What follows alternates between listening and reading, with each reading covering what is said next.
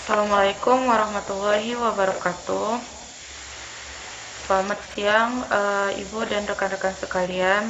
Kami dari kelompok 24 yang beranggotakan, yang pertama yaitu ada saya sendiri, Miftahul Rizky Hasibuan dengan NIM 123280058.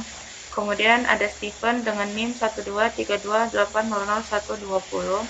Lalu ada Muhammad Dafar Ramadan dengan NIM 12328001114. Lalu ada Felicia Nabila dengan NIM 123280088. Di sini kami akan mempresentasikan hasil dari tugas besar kami, yaitu berjudul PNID Pra-Perancangan Pabrik Aseton dari isopropanol dengan kapasitas 10.000 ton per tahun, dengan dosen pengampu yaitu ada Bu Putri Zulfa Sylvia, STMN. Untuk yang pertama yaitu akan dijelaskan oleh teman saya Steven. Kepada Steven saya persilahkan. Baik, di sini itu ada grafik PNID di mana dia itu ada tabel komposisinya, ada laju air, suhu, tekanan, fasenya sama komposisi juga. Jadi di sini tuh kita pakai PNID-nya untuk alurnya sendiri itu pertama itu dia isopropanol IPA dari feed storage tank dipompa menggunakan feed pump menuju sistem proses. Terus lalu di umpan IPA dipanaskan melalui heater hingga mencapai temperatur yang kita inginkan. Terus lanjut lagi di aliran panas masuk reaktor, itu dimana IPA dikonversi menjadi aseton dan hidrogen. Terus lanjut effluent reaktor diarahkan ke separator gas and liquid untuk memisahkan fase antara gas dan liquidnya. Lanjut pada gas hidrogen dipisahkan sebagian itu di recycle, lalu dan sebagian lagi dilepas melalui flare atau fan system.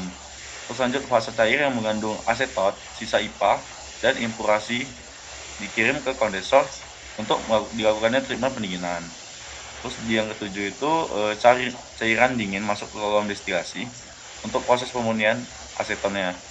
Selanjutnya aseton murni keluar dari bagian kolom atas dan disimpan pada storage tank.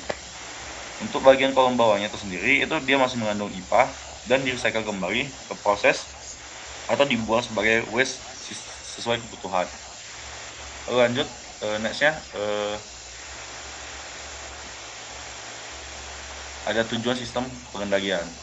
Yang pertama kita itu ada menjaga kondisi operasi sesuai dengan yang kita inginkan. Terus yang kedua itu mengendalikan variabel penting seperti suhu, flow, level, komposisi, dan batas amannya.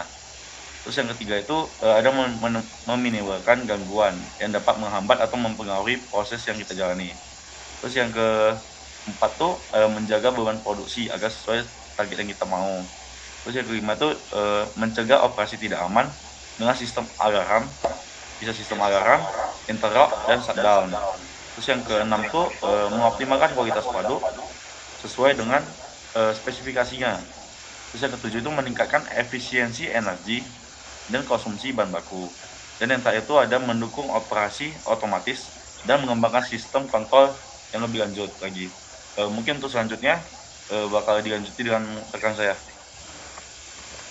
Baik, saya lanjutkan, yaitu jenis-jenis sistem pengendalian pada PNID pabrik aseton dari isopropanol.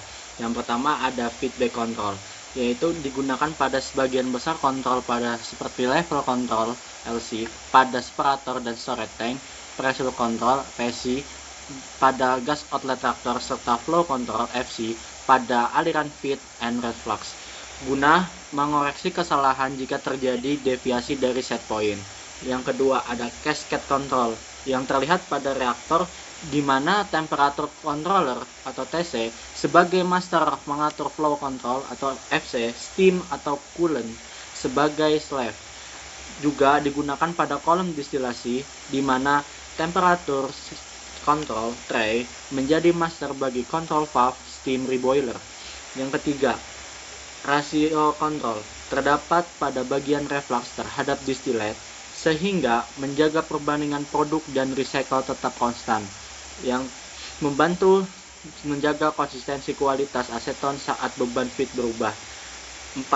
Feed forward control digunakan untuk mengantisipasi perubahan feed rate menuju reaktor yang mempengaruhi beban panas, guna sinyal feed forward masuk ke steam valve untuk menjaga kestabilan temperatur reaksi. Yang kelima, ada inferential control. Diterapkan pada kolom distilasi dengan kontrol komposisi berubah sistem temperatur tray sebagai perkiraan real-time kemurnian aseton. Yang keenam, selective override atau safety shutdown. Terdapat high temperature trip pada reaktor dan high level trip pada storage tank untuk alasan keselamatan. Sistem ini memilih sinyal paling kritis untuk disalurkan ke emergency shutdown valve. Yang ketujuh, adaptive control. Digunakan untuk menyesuaikan kontrol temperatur reaktor akibat penurunan aktivitas katalis dari waktu ke waktu. Lanjut. Pada sistem pengendalian tangki T01 yang bisa dilihat pada PowerPoint tersebut, terdapat ada variabel yang diatur, yaitu ada variabel proses, yang kedua ada variabel terkendali, serta ada variabel gangguan. Pada variabel proses, yaitu pada level tangki yang terlihat pada PowerPoint tersebut ditunjukkan oleh LI, dan pressure control pada discharge pompa yang dikendalikan oleh PC, dan flow rate di downstream dikendalikan oleh FC. Serta untuk variabel terkendali atau manipulated variable, yaitu terdapat bukaan control valve pada loop flow, bukaan control valve pada loop pressure, serta operasi atau kecepatan pompa P01 dan P02 bila terhubung dengan kontrol otomatis. Yang ketiga, variabel gangguan atau kita sebut disturbance variable, di mana perubahan inflow atau level cairan pada tangki, serta perubahan tekanan di sistem downstream, juga perubahan kebutuhan aliran flow demand proses berikutnya, serta variasi sifat fluida yaitu berdasarkan densitas, temperatur, dan viskositas. 4. Jenis pengendalian dalam kristal. Pada pengendalian sistem ini terdapat ada level monitoring yang ditunjukkan pada PowerPoint tersebut, digambarkan LI, level indicator, bukan loop control, dan pressure control loop, yaitu ditunjukkan pada PowerPoint, yaitu simbolnya adalah PSI, untuk gunanya pengendalian umpan balik feedback menggunakan control valve. Yang ketiga, flow control loop FC. Pengendalian umpan balik feedback mengatur laju aliran melalui control valve, serta pump transfer system P01 dan P02. Umumnya, kontrol manual dapat otomatis jika ada start atau stop atau variable sub-variable difference. Lanjut. Untuk selanjutnya yaitu ada sistem pengendalian pada separator atau SP01. Di sini variabel prosesnya yaitu terdapat level controller pada bagian bawah separator. Lalu ada kondisi fase gas cairan di dalam separator tersebut. Kemudian ada variabel terkendali atau manipulated variable. Yang pertama yaitu ada bukaan control valve outlet cairan pada bagian bawah separator yang dikendalikan oleh LC. Lalu ada bukaan valve jalur proses upstream jika PC atau FC-nya itu terhubung pada peralatan sebelumnya. Kemudian variabel gangguan atau disturbance variable. Yang pertama yaitu ada perubahan laju alir inload dari upstream, kemudian ada perubahan komposisi fluida, lalu ada fluktuasi tekanan sistem downstream yang mempengaruhi laju keluaran cairan. Kemudian selanjutnya ada plowing carryover atau emulsi yang mengganggu pemisahan. Untuk selanjutnya yaitu ada jenis pengendalian yang ada pada SP01 atau separator. Yang pertama yaitu ada level control loop atau LC. Jenis pengendaliannya yaitu merupakan feedback controller. Fungsinya untuk menjaga level cairan dalam separator agar tidak terlalu tinggi dan tidak terlalu rendah. Lalu ada jenis pengendalian pressure atau flow monitoring dari upstream. Jenis pengendaliannya yaitu termasuk pada indikator atau transmitter. Fungsinya yaitu untuk menginformasikan kondisi masuk dari separator. Lalu sistem pengendalian selanjutnya yaitu ada sistem pengendalian pada proses reaktor atau R01. Variabel proses yang terdapat pada reaktor tersebut yaitu ada pada sensor TC, Lalu selanjutnya ada PC pada jalur menuju heat exchanger. Kemudian ada laju stream atau media pemanas yang mengatur pemanasan reaktor. Selanjutnya ada manipulated variable. Yang pertama yaitu ada control valve steam atau heating pada sisi kanan bawah reaktor yang dikendalikan oleh PC. Kemudian ada pressure outlet valve pada jalur menuju heat exchanger yang dikendalikan oleh PC. Kemudian ada emergency valve EV001 sebagai proteksi keselamatan. Selanjutnya ada disturbance variable. Yang pertama yaitu ada perubahan temperatur umpan yang masuk ke dalam reaktor. Lalu ada fluktuasi tekanan downstream ke arah heat exchanger. Kemudian ada perubahan pasokan steam atau utilitas. Selanjutnya yaitu jenis sistem pengendalian yang tampak pada PNID bagian reaktor. Yang pertama yaitu ada feedback temperature control atau TC yang mengatur kontrol valve steam untuk menjaga temperatur reaktor pada set point. Kemudian ada feedback pressure control yang termasuk yaitu ada PC pada jalur outlet yang mengatur valve untuk menjaga ketekanan stabil. Selanjutnya yaitu ada jenis pengendalian selektivitas override atau safety interloop EV01 yang bekerja sebagai emergency shutdown ketika TC atau PC mencapai batas aman. Selanjutnya yaitu ada sistem pengendalian pada heat exchanger C01 dan C02. Pembahasan yang pertama yaitu ada proses variabelnya atau variabel prosesnya, yaitu ada TC pada setiap heat exchanger yang mengukur temperatur pada heat exchanger pertama dan kedua. Kemudian ada PC pressure controller yang ada pada tekanan masuk yang melewati rangkaian heat exchanger. Kemudian ada manipulated variable. Yang pertama yaitu control valve yang mengalir keluaran pada heat exchanger. Fungsinya yaitu untuk mengatur aliran fluida sehingga memengaruhi temperatur dan tekanan di dalam heat exchanger. Lalu kedua yaitu ada control valve pada jalur proses lainnya, yaitu yang mengatur distribusi flow pada masing-masing unit 8, 9, 10 dan heat exchanger 1 dan heat exchanger 2. Selanjutnya ada disturbance variable. Yang pertama yaitu ada perubahan aliran dari unit 8, 9, dan 10 karena tiap jalur memiliki valve manual yang dapat membuka atau menutup. Kemudian yang kedua yaitu ada perubahan beban panas yang masuk pada C01 dan C02 yang dapat mempengaruhi beban kerja heat exchanger. Kemudian ada fluktuasi tekanan di upstream yang dapat mempengaruhi performa PC dan aliran ke heat exchanger. Kemudian ada flowing pada heat exchanger C01 dan C02 yang dapat menurunkan efektivitas pendinginan. Jenis pengendalian yang ada pada heat exchanger ini yang pertama yaitu ada feedback control, yaitu ada TC sebagai pembaca temperatur, PC sebagai pembaca tekanan, dan mengatur valve berdasarkan error dari set point. Yang kedua jenis pengendaliannya yaitu ada single loop control, yaitu setiap TC memiliki loop control sendiri untuk heat exchanger masing-masing. Untuk selanjutnya akan dijelaskan oleh Felicia. Selanjutnya yaitu sistem pengendalian proses pada absorben AB01. Pertama, proses variabel, flow rate air masuk absorber. Yang kedua, manipulated variabel, kontrol valve aliran masuk, valve outlet cairan, lalu ada valve gas outlet. Yang ketiga, disturbance variabel, fluktuasi laju gas, lalu perubahan tekanan suplai air, perubahan komposisi gas, fouling pada packing, variasi temperatur fluida. Yang keempat, jenis pengendalian. Pertama ada feedback flow control pada air masuk absorben. Yang kedua, pressure monitoring, tidak ada kontrol tertutup. Yang ketiga, manual valve control pada outlet gas dan cair. Selanjutnya, sistem pengendalian pada unit distilasi.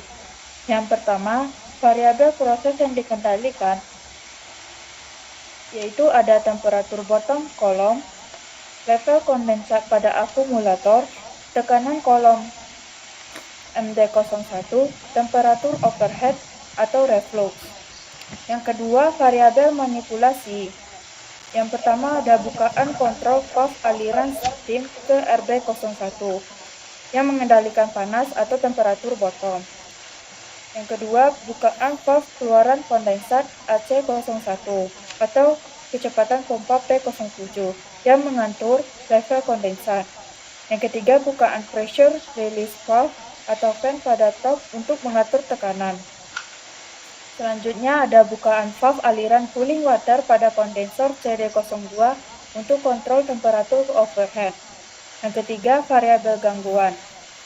Variabel gangguan yaitu ada perubahan beban alir feed ke kolom, fluktuasi komposisi dan temperatur feed, perubahan supli utilitas steam dan cooling water, perubahan tekanan operasional akibat perubahan reflux atau beban distilat.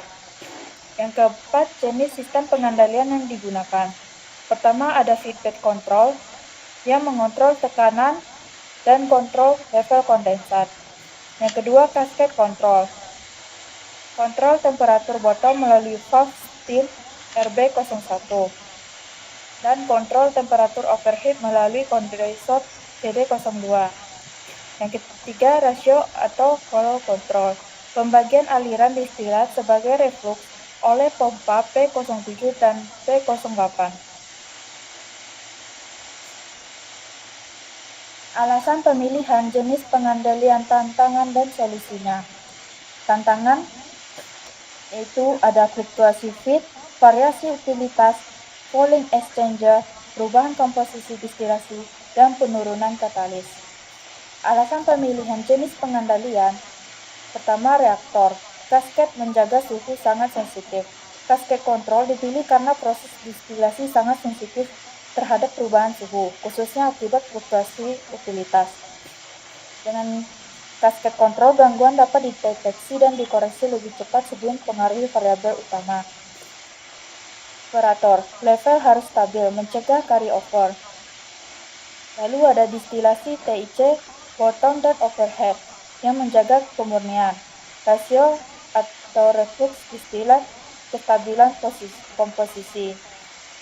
Unit ini membutuhkan kontrol paling ketat. Solusi yang diterapkan yaitu feed forward control agar sistem dapat merespon gangguan sejak awal, cascade temperature control untuk meningkatkan kecepatan respon terhadap perubahan utilitas, adaptive control untuk menyesuaikan parameter kontrol terhadap perubahan jangka panjang, serta monitoring tekanan dan flow secara kontinu guna mendeteksi penyimpangan operasi sejak dini.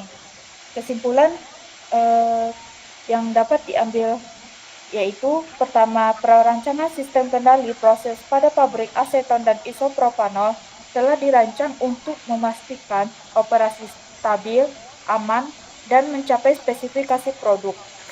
Kedua, setiap peralatan utama seperti reaktor R01, kolom distilasi MD01, kondensor, reboiler, dan pompa dilengkapi dengan instrumen pengendalian yang sesuai kebutuhan operasi.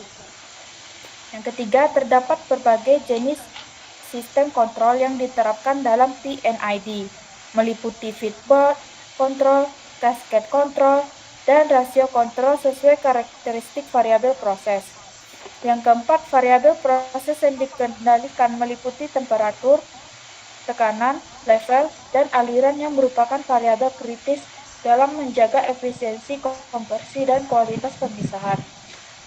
Yang kelima, manipulated variable. Dikonfigurasikan melalui pengaturan aliran utilitas, yaitu steam, cooling water, valve, control, dan kecepatan pompa untuk menjaga kestabilan operasi. Yang keenam, disturbance utama, yang berasal dari komposisi fluid, fluktuasi utilitas, dan variasi beban alir, sehingga pengendalian otomatis diperlukan untuk merespon perubahan proses. Yang ketujuh, sistem pengendalian yang dirancang mampu meningkatkan keamanan operasional, efisiensi energi, dan konsistensi kualitas produk aseton. 8. Secara keseluruhan, PNID telah memenuhi persyaratan kontrol proses yang menandai untuk proses skala industri dengan kapasitas 10.000 ton per tahun. Demikian pemaparan yang dapat kami sampaikan. Mohon maaf apabila terdapat kesalahan dalam penyampaian kata atau penjelasan selama presentasi ini. Atas perhatian Bapak atau Ibu dan rekan-rekan semuanya, kami ucapkan terima kasih. Assalamualaikum warahmatullahi wabarakatuh.